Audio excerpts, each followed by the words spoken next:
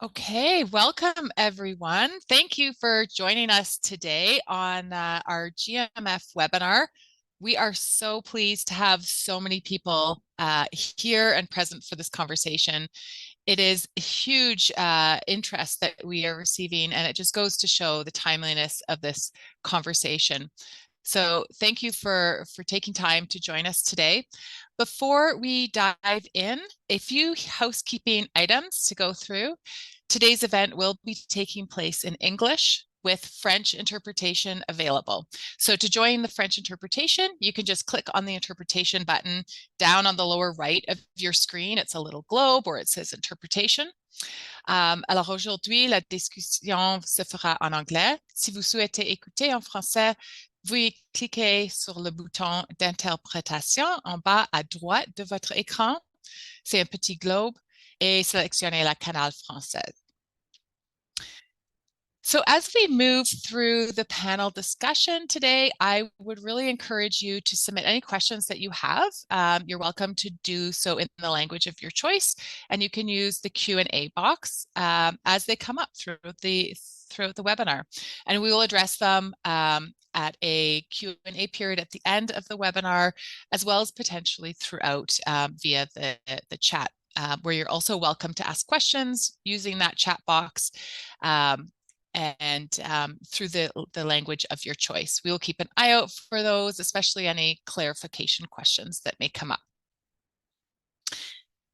And with that, I would like to take a moment to acknowledge that I am joining today's webinar from Thunder Bay, which is in Northern Ontario, and which has been built on the traditional lands of the Fort William First Nation, signatory to the Robinson Superior Treaty of 1850. I am very fortunate to connect on a nearly daily basis through all seasons and on the land and with the water of this area where I was raised, and I'm now fortunate to raise my own family. Our FCM office is located in Ottawa, Ontario, which is on the unceded, unrendered territory of the Anishinaabe Algonquin nations, who we at FCM recognize as the traditional custodians of this land. And we deeply appreciate their historic connection to this place, along with the contributions of Métis, Inuit, and all First Nations, both in shaping and strengthening this community, and in particular, our country as a whole. So I'd like to now really take a moment to thank you for joining us and this engaging panel today for a discussion on the current state of municipal climate adaptation in Canada. And of course, a really particular focus on equitable approaches and strategies.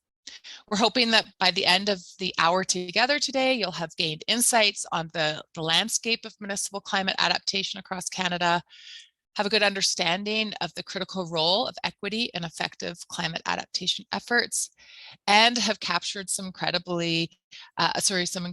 and some available resources to support your community's climate adaptation projects to get off the ground now. I will take a moment to introduce myself. My name is Rena Viebeck, and I am with Federation of Canadian Municipalities. And I'm really pleased to take a moment to introduce our four panelists that are joining us today. So M.A. Ma is the Executive Director of Toronto Environmental Alliance, where they work with local movements to build healthy, equitable, and climate-friendly cities and resilient communities. I'm also joined by my good friend, Eva Jackson, Managing Director at Equitable Canada, who works with cities on climate adaptation and resilience, including through the BARC program. Also joined by Brad Bedell, Director of Sustainability from the City of Vancouver, where he leads climate-related initiatives for the city. And Rachel Mitchell, the Senior Manager of Programs with the Clean Foundation, where she oversees the Community Climate Capacity Program. So welcome to all of you, our wonderful panelists, and welcome to all of you that have joined us.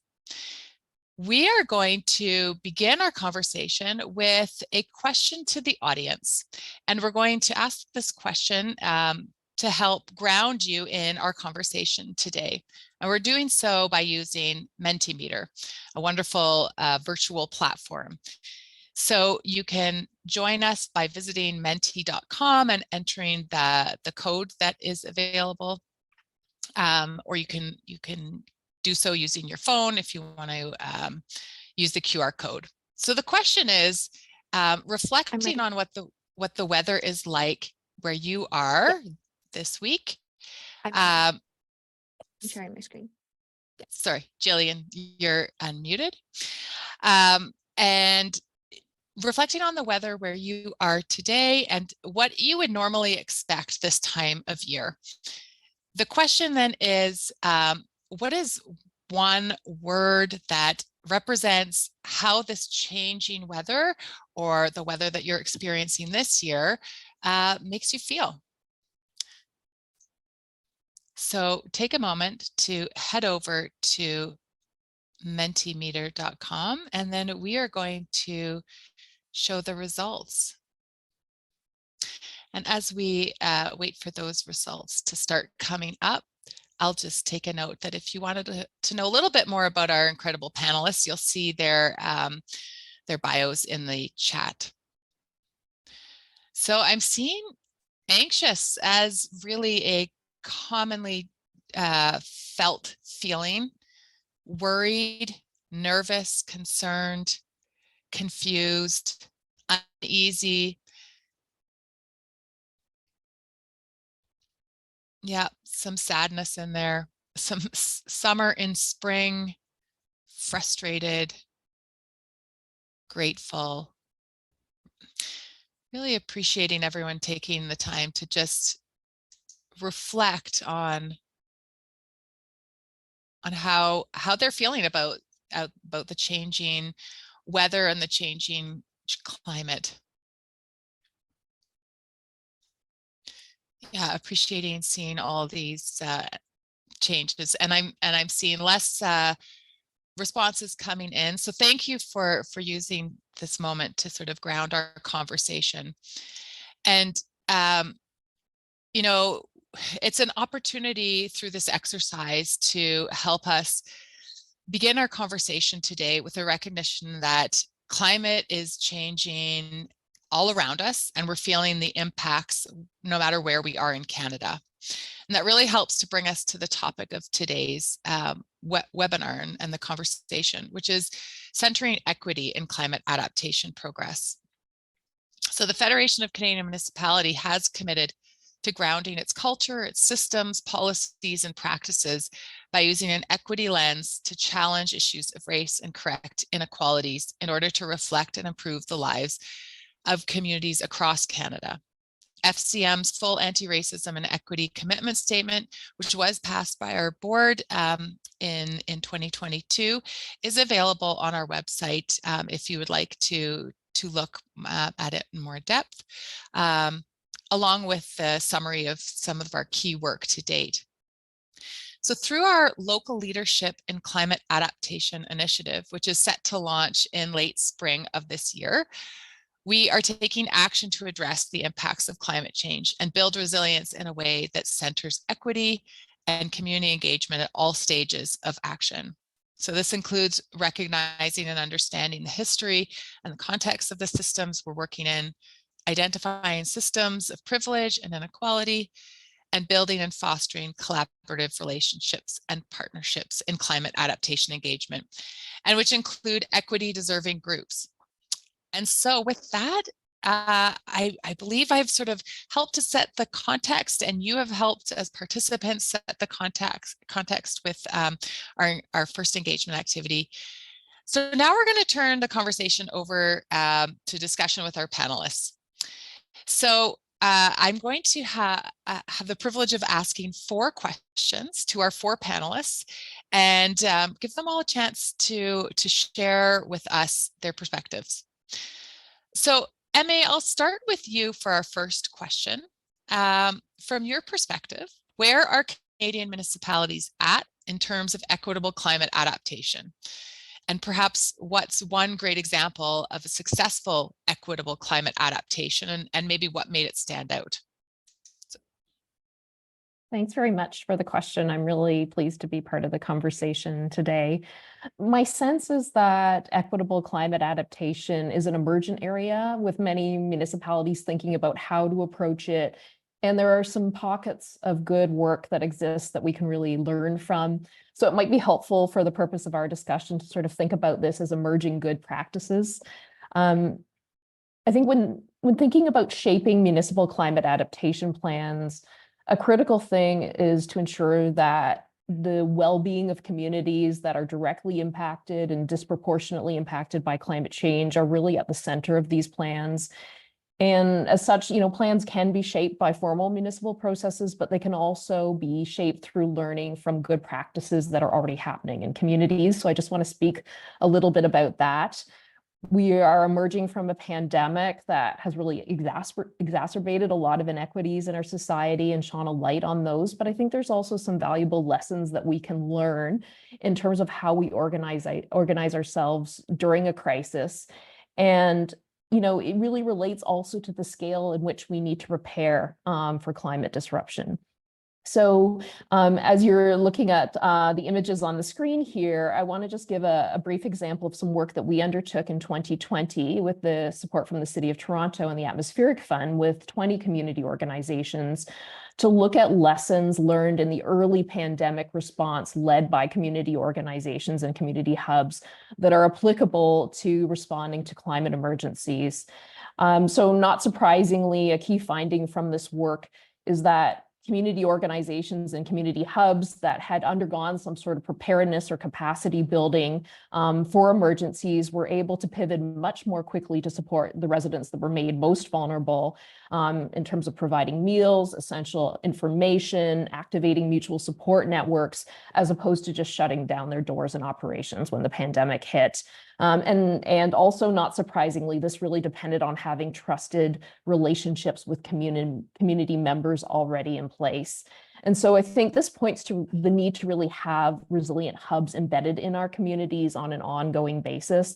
And I'll just end off by saying that we had one case study that really stood out from this work with our partner crew, Community Resilience to Extreme Weather, who had been working in St. Jamestown, which is a very dense urban neighborhood in Toronto with a very large population of racialized people, newcomers, people with low incomes who live in tower buildings. And pre-pandemic, they had started training community volunteers in these high-rise buildings with the aim of preparing the community for an extreme weather event. So when the pandemic began, these volunteers just sprung into action. They reached out to residents in their buildings who needed food support. They met a lot of isolated seniors. They started delivering food in the buildings, going floor to floor. And it just kind of shows the power of and importance of mutual aid and support models, neighbors helping neighbors, and how these can kind of act in a multi-solving way in a crisis. And so in terms of shaping plans, the City of Toronto, when it adopted its new net zero strategy, it committed to dedicating resources to supporting community centers, neighborhood pods, and other local support networks, and recognize them as key social and physical infrastructure. And we're continuing to work with the city to look at how these can be integrated into climate resilience plans. And it's a work in progress. And I think I'll wrap up there. Yeah, incredible way to get us started, Emma. Thanks for that really thoughtful and detailed sharing. I'm hearing a couple of key elements that it is an emerging conversation, really doing this work with centering the people and building relationships, and love the examples of the community-led, as well as valuing that neighbor to neighbor support. So thanks for getting us started on that. Brad, I'm going to hand the same question over to you. Where do you feel Canadian municipalities are at in terms of equitable climate adaptation? And do you have any successful stories and what makes them successful? Yeah, thanks, Rena. And thanks for having me on here. I really agree with what Emma just spoke to. It's an emerging space. It's a space of learning, I think, for cities. It also feels like a space to me that we're playing catch up in. It wasn't so long ago that adaptation was really thinking about the future, or for me, I was thinking about the future, whereas it's really responding to impacts coming up this summer, this snow melt, those sorts of those sorts of changes that are happening right now. So yeah, I'm excited to share a couple of examples here in Vancouver. I've got two I wanted to speak to. I'll go to the next slide. So this one goes back a number of years ago. We were funded through FCM to do an engagement in an area called the downtown east side of Vancouver. It's a high poverty area, a lot of Indigenous people, a very racialized area. And we engaged with them on their concerns around climate change. And perhaps not surprisingly, but their biggest concern was around extreme heat and wildfire smoke. And it was quite interesting. They really zeroed in on particular areas of the streetscape where gathering would happen or where they had to line up for services, which was hugely helpful for us. Around the same time, we had done some urban heat island mapping like many other cities and overlaid that with some census tract information to get a sense of communities that had been underserved. And they were very much overlapping. And the image you're seeing here is from that downtown east side area, very much an urban heat island, very concrete and asphalt dominated. And so over the course of a couple of years, we started to shift our tree planting efforts from planting as many trees as possible throughout the city, which really would push us to areas that were relatively easy to plant, into focusing on these areas that you see in the photo here, which are much more challenging to plant. They're much more expensive to plant per tree because we're ripping up concrete to make tree wells. There's a lot of maintenance involved. But obviously the need and the benefits are much higher here. So it's a small, but I feel like it's a really concrete example of shifting practices to focus on adaptation measures where it's really most needed. I'll go to the next slide. This one's a really different example. So it's a project called Sea to City, focused on an area of the city called Falls Creek. It's actually not a creek. It's the Pacific Ocean. It's an inlet in the kind of center of the city that is, of course, subject to sea level rise and quite vulnerable to sea level rise. And I would say a few years ago, after we had done the modeling of the what's at risk, what would get wet, there was a leaning towards traditional flood protection off the bat, towards kind of a dike or raising of the seawall that we have. And we took a bit of a different tack with this project. It was more of a visioning and conceptual look at what the future of Falls Creek could look like. We went out to design teams, and part of the task was to look at what a decolonized shoreline could look like. And that simple question really opened up a whole different approach to imagining Falls Creek in the future. We also required the design teams to work with cultural advisors from the 3 local First Nations. And we did a lot of work around that decolonization space. We used some interesting engagement techniques, including a community choir. We had an interesting photo program of parents and kids or grandparents and kids with their photo around Falls Creek and some text speaking to their connection to the creek. So anyway, I feel it was a really interesting way of bringing reconciliation into our work and doing so in a very early kind of conceptualizing North Star way that I hope will shape our work going forward in this area. So thanks. Yeah, thanks, Brett. Really 2 great examples, and appreciate you sharing them. I really was hearing from your stories the selection of where the projects happen, where the action happens is so critical. Yeah, and love that centering of decolonizing the shoreline. And while you were speaking, I'm keeping an eye on the chat, and Angela shared with us Healthy Plan City, which is providing some great mapping for people who want to plan things like actions for urban heat. So now I want to pass the mic over to Eva to help answer the same question. Where are Canadian municipalities at in terms of equitable climate adaptation from your perspective? Yeah, thank you, Rena. And thank you, of course, for the invitation of participating.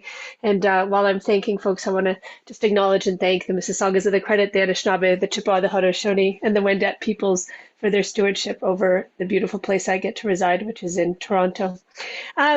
I wanted to take a bit of a different spin and maybe focus on where there's been some progress, but there are still some challenges, which is around centering equity into financing and funding around adaptation. And I think there are many places where folks are thinking about equity, but that most challenging one is when they're thinking about project funding and financing, and it's evolving. And so to continue that theme of constant learning and evolution, this space is, that is happening here too. Um, most funding applications have at least a handful of questions relating to various aspects that are equity adjacent, how a project considers gender or Indigenous representation or inclusion of traditionally marginalized groups. I think the criticism would be it's tokenistic to just ask it in a funding application because you might get tokenistic answers. But, those questions are typically there. But there is also a point in financing where municipalities are starting to consider who the beneficiaries are, both direct and indirect. And Brad's examples really are a good way of thinking about that, particularly the one in the Lower East Side there around the beneficiaries of those trees are very different if they're there than if they're, in a different area of the city. So who those beneficiaries are, both direct and indirect, of an adaptation intervention might be. And this is a real space where I think equity can be highlighted. And so I was going to illustrate that with an example, and I'll continue with that. But, if you're putting in a piece of stormwater infrastructure, let's say a stormwater pond or a dry pond, a direct benefit is obviously for those flood-prone neighborhoods. They'll see a significant reduction in their risk to property damage. But there's a lot of indirect benefits of that pond. If it's coupled with bioswales and naturalized plantings, that'll create green space, which improves cooling in high heat days. Those enhanced spaces can be used for recreation, promoting community well-being, mental health. Generally, they increase the quality of life across that location. And that's all from a well-designed and thought out and equity-centered intervention. Now, who gets those benefits, both those direct ones of the avoided property damage, think about the difference between a basement flood for a 3,000 square foot home or a basement flood for a 1-bedroom basement rental apartment, right? It really matters who gets those direct benefits, but it also matters who gets those indirect benefits. And I think, in getting a project funded, the applicant and the funder, if they don't see those equity considerations as a priority, the project might not get prioritized and funded. So I think we're seeing progress on that. And an example of that progress was the Healthy Communities Initiative, which was funding from the Government of Canada, delivered through the Canadian Urban Institute and the Community Foundations of Canada. It was a program that was designed that prioritized funding projects that centered equity within creating healthy communities. And, it created parameters around how that funding allowed that to happen. But I'll touch more around those parameters of funding, hopefully later on in this webinar. Yeah, but thanks for getting us started along those lines and the idea of multi-solving and considering who the direct and indirect beneficiaries are. So really great points. Thanks. And over to Rachel for some additional thoughts. How are Canadian municipalities doing in terms of equitable climate adaptation, and any great examples where you're seeing progress on this? Yeah, certainly. And I'm all the way over on the East Coast. So I'm in Nova Scotia. I think I have a couple slides that are here. I think Brad is spot on in terms of us playing catch up. I mean, when I was doing my undergrad in university, I wrote about my thesis was on climate adaptation versus mitigation in Nova Scotia. And that was over 10 years ago that I was considering, one over the other. And certainly a lot of our efforts have been on the mitigation side. It's been an easier business case to discuss, but the reality is these impacts are happening, and it kind of feels like we're heading into the peak of climate season. We heard, folks are feeling uneasy and anxious with the weather, and this collection of photographs, these are from my personal iPhone. I mean, there I am in my pajamas after Hurricane Fiona, looking at the trees that fell down in my backyard, luckily away from the house.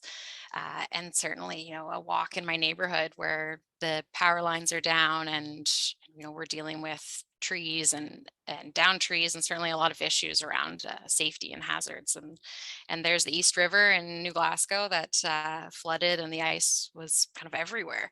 So these are, and that's my partner's cottage, actually, also, I should say, Melmurby Beach in Nova Scotia, and half of it came off.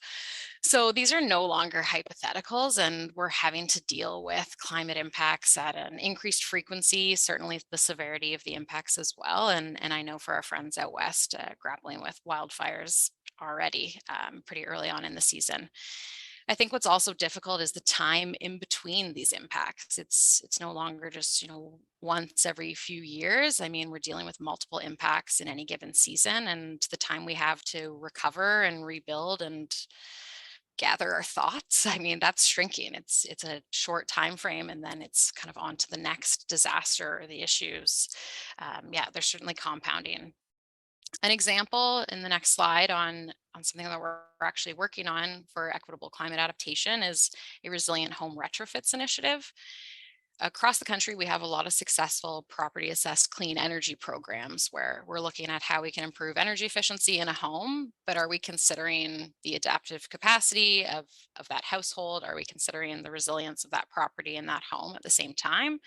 Probably not, and that's certainly a missed opportunity. So this is a pilot that's happening in New Glasgow, where I live, and Halifax Regional Municipality, where they're working particularly around flood risk, working with homeowners to consider what that flood risk is in their home, what are those opportunities, and it's a turnkey solution. So we're actually going in, assessing that risk, and then doing those upgrades. And there's been a particular focus on considering communities that have often been left out of climate discussions and accounting for income and the age of the home and considerations that way of communities that need to be prioritized when it comes to climate impacts and looking at vulnerability. So this project is still underway, but yeah, we should have more information on it, I think, in the coming months. And yeah, it's been going really well. Yeah, great example, Rachel. And I'm sure people appreciate seeing those like tangible examples of where progress is being made. And, thanks for hitting that context of like the climate impacts are more frequent, more intense. So yeah, let's all place ourselves with that thought. Each of these questions, I feel we could spend an entire hour talking about, and we're hearing so many good things. But I'm going to move us to our second question, and we'll see how fast we can get through them. So Eva, I'll throw this question to you first. And the second question is, what are some of the greatest challenges that Canadian municipalities are facing in terms of taking action on equitable climate adaptation? I mean, there are a lot, and they can be summed up with hard things are hard. But I think I'll start with two, and they're around time and the way programs and municipal initiatives are designed and funded. So if we agree that equity centers around a shift in the balance of power, and that shift centers around building trust, and that trust building takes time, many municipal projects are on accelerated time pressures, and those time pressures are from council, from funders, from the public. And accelerated time pressures don't lend themselves, or don't tend to lend themselves, to trust building, particularly with those groups that have deeply seated and a long history of inequity and marginalization. Pandemics aside, and maybe the pandemic is a bit of a glimmer of hope that it is possible, because I think, to MA's point, in the pandemic, we did certain things quite well. So and the other thing I'd say now, getting away from time, is most projects are designed with, what you can call a waterfall project management design, where phase one consists of 1 to 4 tasks that last 6 months. Before you start phase two, that has 1 to 4 tasks that run 6 months. Relationship building and trust building and power shifting don't fall neatly into phase one, and they're wrapped up on April 30th. And that's for many reasons. One, they take time in and of themselves. The results of trust building exercises should change the course of your project, or at least force you to rethink your proposed idea and your project design, putting phase two at jeopardy and putting the tasks and timelines you had designed at risk. And bringing people together to collaborate only in phase 1 or phase 3, when you need something, is by definition transactional.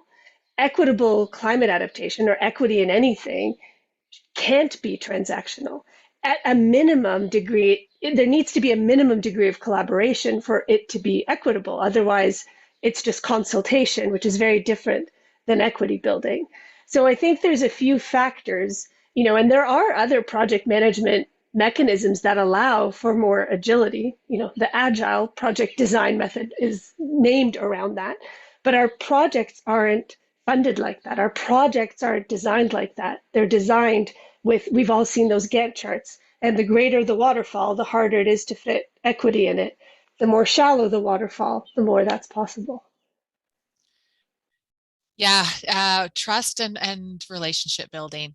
Just sort of emphasizing some of your excellent key points there. Thank you, Eva. And with that, I mean, we have lots of challenges, and time is one of them. And sometimes that means getting messy and changing plans and timelines. So back over to you, Rachel. Greatest challenges for Canadian municipalities in terms of equitable climate adaptation? Yeah, there's certainly no shortage, and I think Eva's spot on. I mean, the timelines, particularly around our funding and projects, are tricky. And even when funding is announced, it doesn't give any time to reach out to your neighbor and consider who can we collaborate with? What does a partnership look like? I mean, you need to turn around that funding application pretty quickly, and you need to fit into a box of what a funder would like to see as well. So, I mean, it's tricky to get that local context and to ensure that it's really meeting the needs of your local community. And again, trying to bring in other folks that could be involved in that work. I think what's hard when it comes to our adaptive capacity is, I mean, it's a function of a number of things. And for a lot of us, I think on the panel, I mean, we're certainly climate professionals in the work that we're doing, but we need efforts from everybody. And if you look at a municipal staff, I mean, we have engineers, planners, the whole finance department, elected officials, Parks and Rec, everybody. And I think all too often it's the same folks that are having that conversation on climate work, and we need to be really engaging with our engineers and valuing the perspective that they're bringing. So it's not just your climate coordinator who's trying to advocate for consideration for rainfall projections and flood risk in an area in your community, trying to advocate to your engineering team to consider that. We need them to have it embedded into the work that they're doing. And similarly with planning, I mean, how we're designing our communities or considering new development.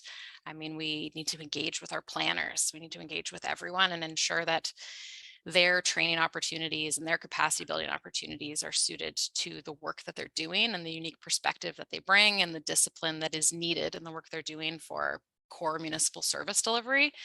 And I think that's just essential. I mean, it's a team sport. You can't do it on your own. And we need to bring in folks that are not always represented. And that's both at kind of municipal staff level, but also in terms of our community.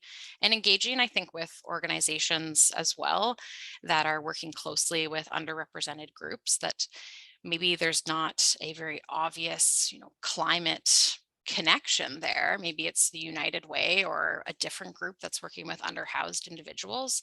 But the fact is we all need to pull in the same direction, and you can find champions in places that you maybe didn't expect. So it's worth having those conversations and building those relationships, as Eva said, now.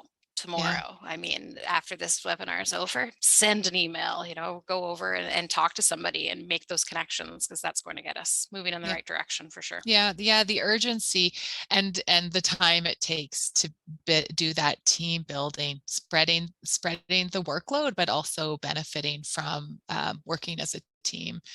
Yeah, and just going back to your point about the limitations that come with funding, and how can we make those opportunities more open.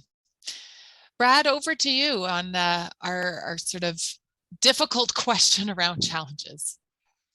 Yeah, a couple thoughts on this. I can't resist, like Eva, your comment about time and resources, like it really resonates with me. I just feel like in local government, we pride ourselves on, on time, on budgets, doing a project charter, doing a Gantt chart. building relationships is different, and just creating space and permission for staff to do that is a challenge, I think, but a very worthy one. The second one that comes to mind for me is just the idea of tools and guidance for staff. I feel like for adaptation, thanks to ICLEI, we've got great tools in that space in particular. Tools like PyVC exist as far as like designing infrastructure with climate in mind. We, I think, are still in the emergent space as far as tools for bringing equity into that conversation. And I think it would be helpful. That feels like that's what we're working towards right now, but more of those tools and guidance so that we're all kind of working towards this similar kind of objectives and outcomes would be helpful. My experience at the moment is that we are in that learning space, and examples like the ones I shared are super helpful, but we kind of lack a little bit of the structure to support them at the moment. Yeah, great point. The tools and resources that are needed. Thanks, Brad. And over to you, Emma, for some more challenges before we dive into talking about potentially some resources. Thanks. I wanted to pick up on the relationship thread. And we know that municipalities often don't have the relationships in place to meaningfully engage residents from equity-owed communities. And if you take that and you apply it to the acute context of, say, an extreme weather emergency, local government may not be able to reach all the residents that are made most vulnerable. So I think it's really important for municipalities to think about what kind of partnerships they need to have in place with community agencies, organizations, neighborhood groups to both protect residents in that kind of extreme situation, but also build community climate resilience over time. And, these are the organizations and groups that are going to know who needs the most support, but they may also be best placed to build residents' capacity and, increase meaningful engagement. So really building those bridges from community to local government. And I think it's kind of helpful to think about it sort of as an ecosystem that's centered on keeping communities safe, but also making sure that their voices are heard in decision-making processes. And different actors will have different roles, but it's really important for local governments to take up the responsibility of properly resourcing, frontline community infrastructure, and that translates to funders of this work as well, who may be funding, municipalities.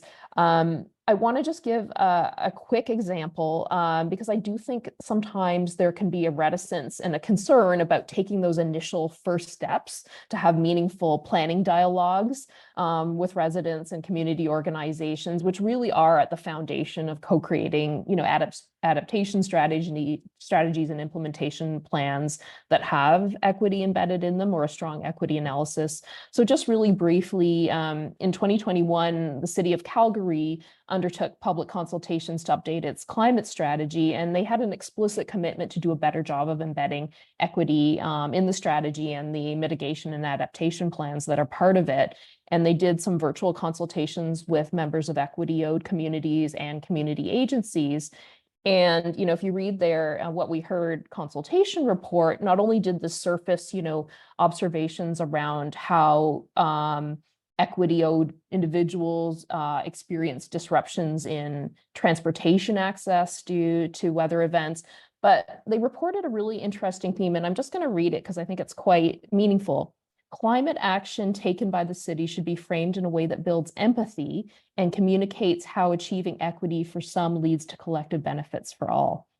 So there are very concrete things that we need to include in the equity analysis, but thinking about the values around that are also very important. And again, I would just end off by saying it can be hard to start these dialogues, and it's a multi-year process, but it's really important to start somewhere, and that takes some courage to do. Yeah, I'm seeing a lot of reactions with like thumbs up and hearts to your comments and to all the comments, but just emphasizing that relationships take time and we can't wait until the impacts are hitting to build those relationships. We're going to take a quick pause as we from hearing from our panelists and share another Mentimeter engagement with you. And this time it's to collect from you as our participants in our conversation today on getting a sense of where do you see your community or your organization in terms of taking equitable climate adaptation. Now that we've been talking about it a little bit, thinking about it, And what you can do is go to that menti.com, enter the code again, or scan that QR code with your phone, and you can drop a pin essentially on this scale. And we're curious where you're finding yourself at this moment, yourself, your organization, your community. And here we're getting some live results. Starting to think about it, as some of the panelists said, you know, we're at this emerging moment. We're now needing to play a bit of catch up. Lovely to see some actual, there are communities out there, of course, who are planning for it and who are beginning to take action.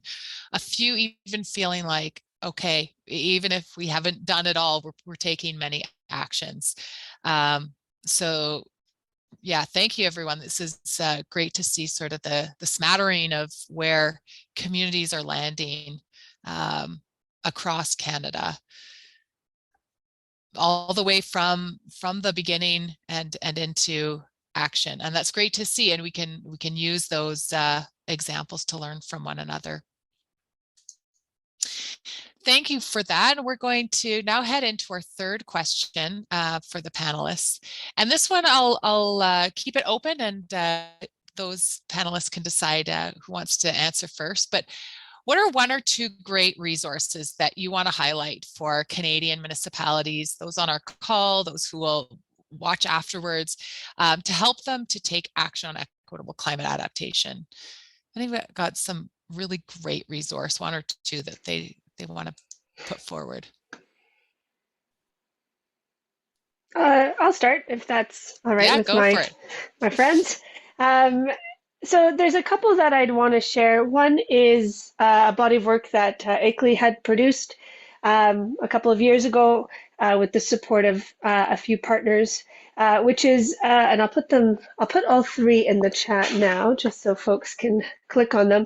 One is a resource around equitable climate adaptation, considerations for local governments, and we specifically said considerations. It is not a prescriptive guide of if you just do these things, you've considered equity. Equity is complex and so space and place specific.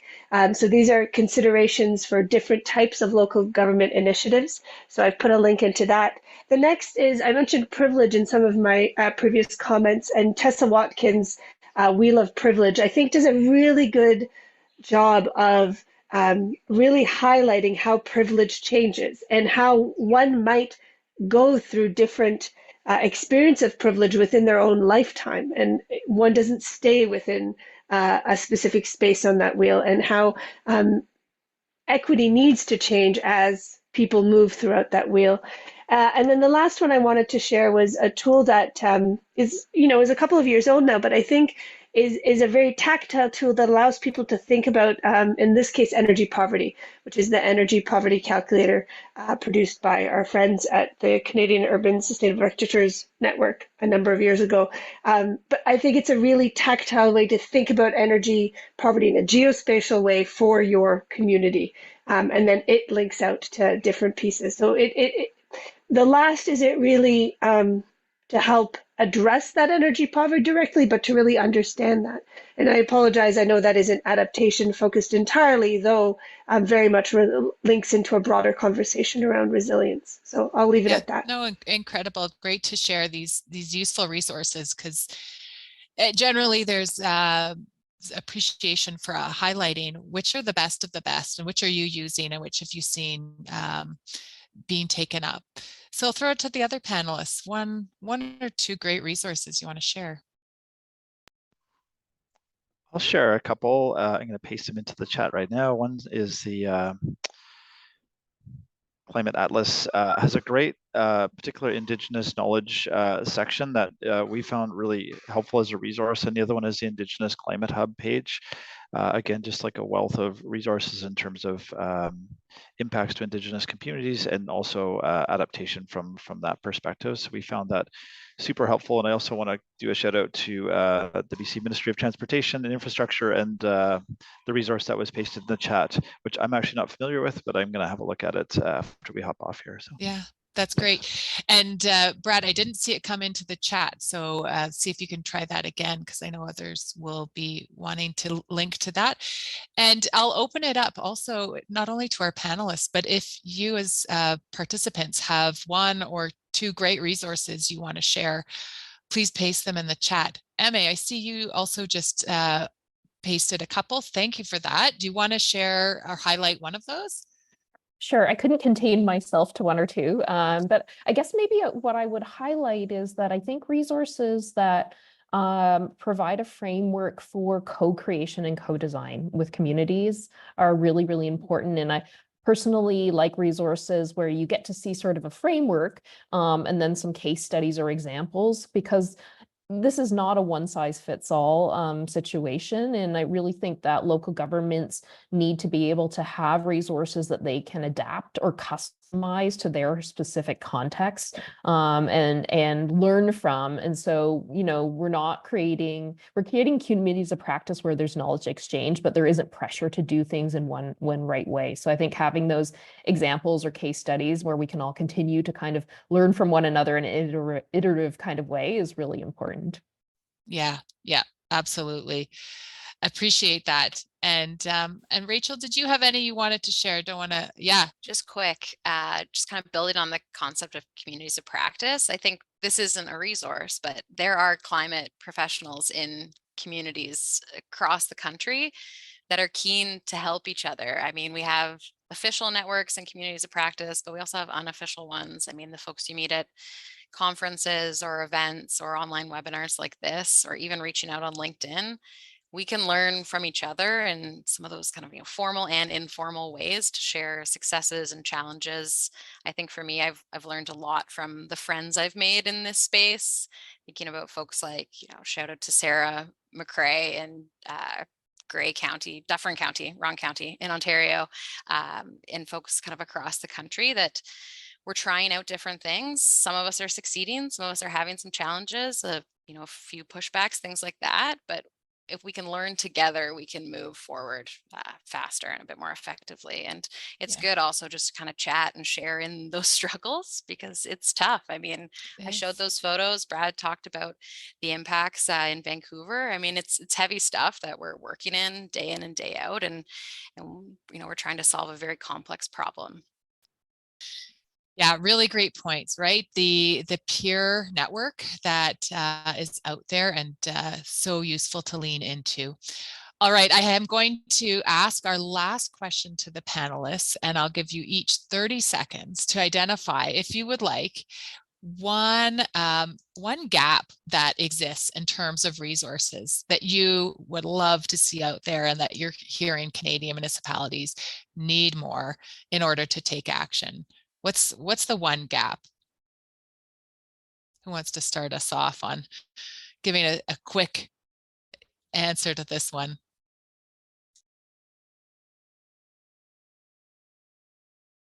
I can hop in. So I'll pick up on what I said. I think that there are resources that can help municipalities undertake meaningful processes where residents and community groups co-design programs for adaptation. But that can be a bit of a daunting space for municipalities to step into sometimes. So I think where the gap is really some added capacity and support in terms of taking the resources and tools that are out there, but maybe some, more direct kind of coaching and learning around how to apply those, to a specific program that local government may be contemplating developing, or even just a process where they're seeking feedback from the public just to get started. So I think looking at frontline community responses to preparing for climate events is a great entry point to test out how co-design, co-learning, co-planning kind of processes can work. Great example, and thank you for sharing, Emma. Yeah, the format in which resources are shared, and so whether it, versus a case study versus direct coaching and helping build individual capacity. Such a great example. Anyone else? Yeah, I unmuted myself there. Sorry, a bit too early, Rena. I think if I'm allowed to dream a resource and not one that I'm being tasked to create necessarily because I wouldn't know how to go about doing it, is something around a piece that Brad had mentioned around kind of capacity development. And maybe to tie what Emma was saying with that, which is some capacity support for how to navigate the legal hurdles of allowing a community group to do work that typically the municipality would do. Because I think a lot of that struggle comes, and I don't want to offend any of our legal friends here, but from legal departments that say, oh, no, we can't have somebody else do that. We have to do that. Or we need an expensive consultant to do that so that they're, insured and that there's no legal fallout. So I think something to navigate those tensions, the administrative, legal, procurement tensions of, what's the word I'm looking for? Empowering groups to do work that they're more suited to do that has typically been seen as a municipal responsibility. And I think a lot of that relationship building and trust falls into that space. And I think, Emma, you really, if I could have given 1,000 hearts to that sentence, I would have. But I think that's exactly it, right? To give that empowerment and to get out of the way while still respecting the public administration and the legal responsibilities that come with being a municipal government. So a resource that helps navigate that either actual tension or what I perceive to be a tension, I think could be very valuable. But again, I don't even know how one would go about starting to write that. So I'm dreaming in the space of what could be helpful. Thank you for dreaming with us, because that's what's needed. And we're appreciating the comments that are coming in via the chat and the Q&A as well. And I want to give at least a moment in this webinar to answer some of those. So some really great questions that we won't be able to get to all of them, but hopefully through some follow-up. But I'll just loop back to one that came in earlier. And it was a question for Brad. Someone was curious about how you compile the inputs from the various engagement techniques to develop different actions towards a decolonized shoreline, going back to your initial example. That's a great question. Thanks for asking it. So one of the things that we did is we had the design teams. It was kind of a multi-step process. The first step was listing. The second step was putting pen to the paper and then listing again. And at each step, they were brought back together with the cultural advisors in the room to reflect on what they had heard and what they had learned, particularly with respect to that idea of decolonizing the shoreline. And that was meant as kind of a check-in before they, again, put pen to the paper or refined their designs. And that was a helpful tool. There's all the regular sort of, we had X number of workshops, X number of public events, and that's all compiled into a report. But these, I think they were called moments of reflection with, again, the cultural advisors in the room were really helpful as check-ins to keep true to that, that goal of trying to decolonize the shoreline. Yeah, moments of reflection sounds very valuable. Rachel, a quick question for you was, did the program that you were highlighting address, it was the retrofit program, does it address both adaptation and mitigation at the same time? Yeah, so for those participants in that pilot, they did receive a full energy assessment as well as support with navigating provincial and federal rebates alongside the flood risk assessment and looking at resilience. So there was a bit of a marrying of both mitigation and adaptation. That's great. And I'm just looking through a couple more questions. Emma, there was a request for you to share the info on your quote, and I'm thinking that's referencing back to your last response, the one that you read out. Let me see. Put that in the chat. Thank you. That was maybe from the Calgary example. Yeah, that's right. And there's request for all of these resources to be shared.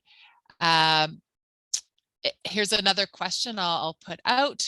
It seems in some municipalities, a lack of common vision that cultivates people to move in a common direction is causing doubt, uncertainty, and delay. How can municipalities play a leadership role to facilitate collaboration and accelerated adaptation across multiple sectors within a municipality? Isn't that the $1 million question? Anyone want to try to answer that?